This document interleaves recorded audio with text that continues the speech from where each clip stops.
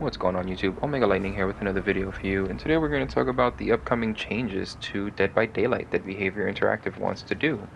So if you haven't been keeping up with it, the first thing that we're going to talk about is the end game, or essentially the end game. So the first thing they want to do is with the last standing survivor.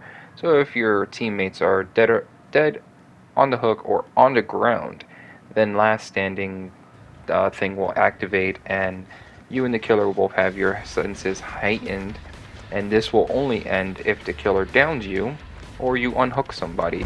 And in this last standing thing going on here, if the killer downs you, then what happens is that you and the killer will be moved to a predetermined location, and this whole like cinematic thing will happen where the killer will mori you, and that will be the end of the game. Everybody who's either on the ground or on the hook will be dead, and the match is over. Now I'm not too excited about this because I do like the moris in the game. I think they're really fun, and they're doing this because apparently they see moris as a way to be spiteful to survivors, which I don't think I've ever seen someone get moried out of spite. I think I've seen people get moried just because they got moried, but I don't know what behaviors what their mindset is with that, but that's not my place to actually to talk about. I guess whatever, it's not really my thing. So the next thing they want to do too is they want to try to tackle slugging, which I know slugging has been a complaint of survivors for like the longest time. I think it's like since the game came out, really.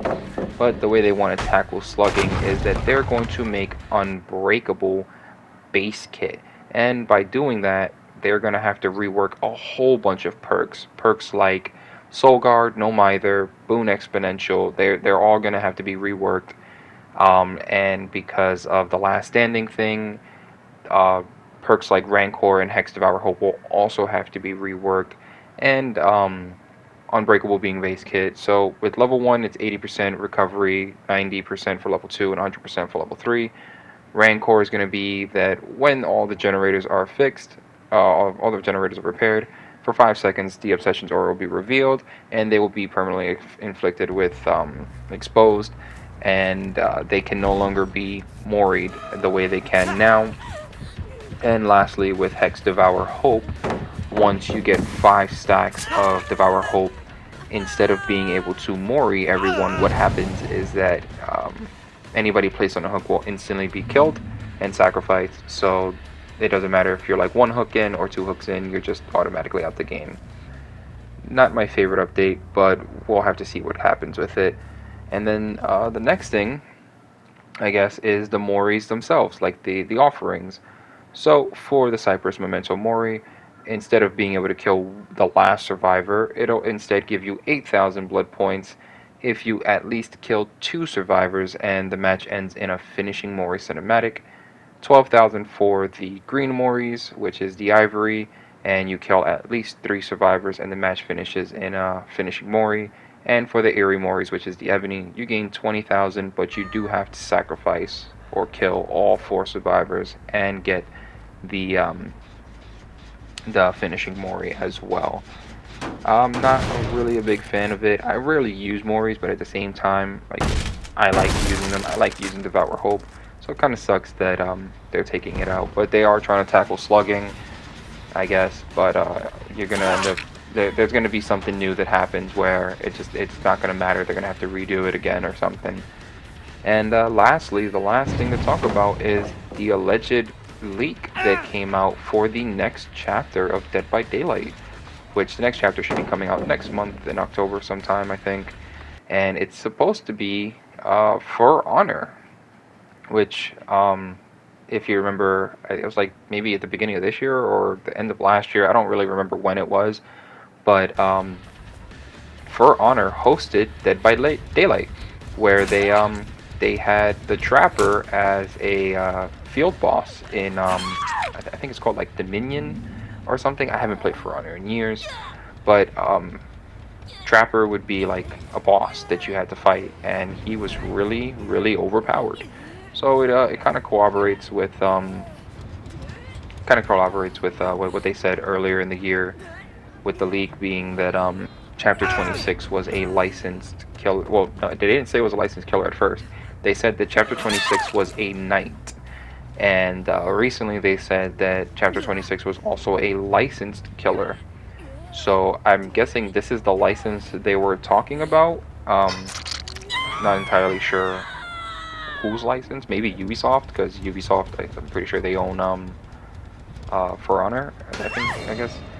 But yeah, it looks like the next chapter is going to definitely be a knight, and it might just be what's her face, the final boss. I think her name's like Apollyon or something. It'd be interesting to see how she plays in Dead by Daylight, if that is true in any shape or form. Or maybe the leak is wrong. Maybe they're just trying to throw us for a loop, and they're just, trying to convince us that it isn't something like Jason or like Candyman or something. Who knows?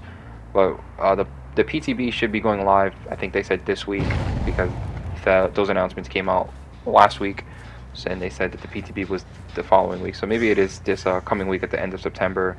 But these changes, the Unbreakable being base kit and the finishing Mori and all that stuff, that won't be going live with the next big update. They said that it will just be tested out in the PTB coming up, and then they'll go from there. So I'm assuming they're just going to try it out, see how people react to it, and then maybe they'll implement it. So maybe if it doesn't go too well, they'll just completely abandon it and do something else completely. So we'll have to see.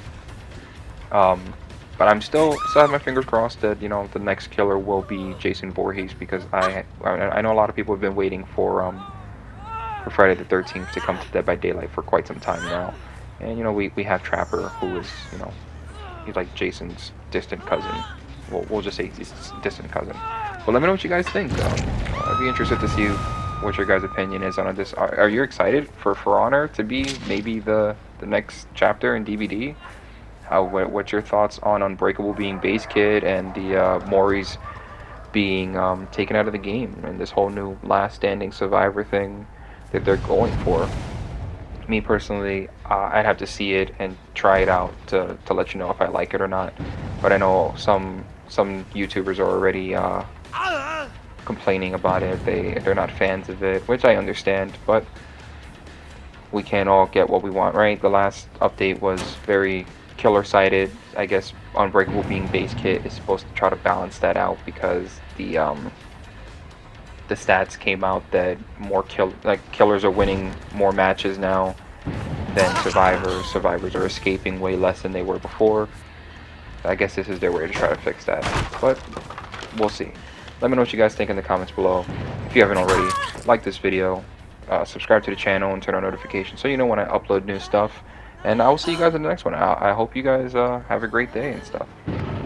And for those of you who have been paying attention to the screen more than listening to me and what I'm saying, I hope you've been enjoying this gameplay of me playing as Legion here. If you want to know the perks that I'm running, I can tell you it's Deadlock, Devour Hope, Blood Warden, and Hex Plaything. Really fun build to use on Legion. You get to sneak up on people, and as you can see, it's working out really well for me. If you guys want to try it out, let me know in the comments that you did and stuff. Like I said, I hope you have a great day. I hope you have a great week. Take care. And enjoy the rest of the video.